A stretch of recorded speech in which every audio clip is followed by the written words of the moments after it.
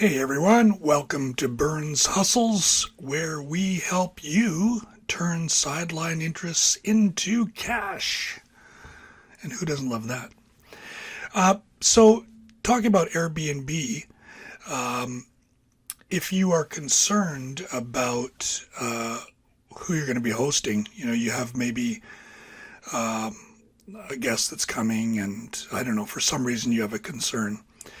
I had a guest who his profile picture was a paper bag over his head. I had big concerns, so I did not host him. I rejected him. He sent an inquiry, and I didn't host him.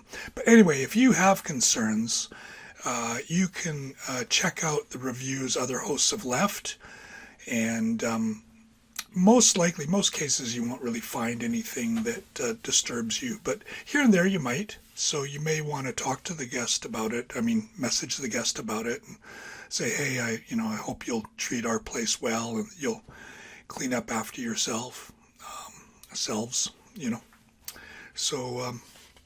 yeah. No profile picture. It's not the greatest, or like a profile picture of a tree. Or something like that. It's not the greatest, and I do sometimes mention that to guests that they'll get more hosts accepting them if they make an inquiry than not. But some guests are simply shy, so there's not much you can do about that. You kind of have to abide by what they want to do.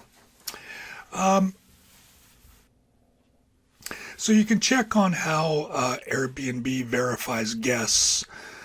They do it through various methods. I think, Facebook and bank records, and they check their ID and all that stuff. So I have Instant Book on because I'm just not concerned. I think Airbnb does a good job of verifying who people are. Maybe 1% slip through, and the worst you're going to get probably is like a dirty room that day. So you spend extra time cleaning, but they're not axe murderers or anything like that. For new hosts, guests without reviews can be kind of scary, but I've hosted probably literally thousands of them now, guests with no reviews, and I can tell you it's not scary. It's a little bit more work because they don't know the system so well, so you're going to answer more questions. But yeah, no, it hasn't really been a problem. So yeah, I wouldn't worry about that too much.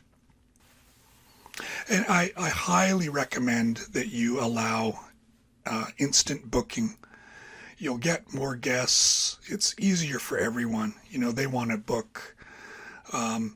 It's interesting, the guests, I don't know what this is, but I guess it indicates that they're not sure.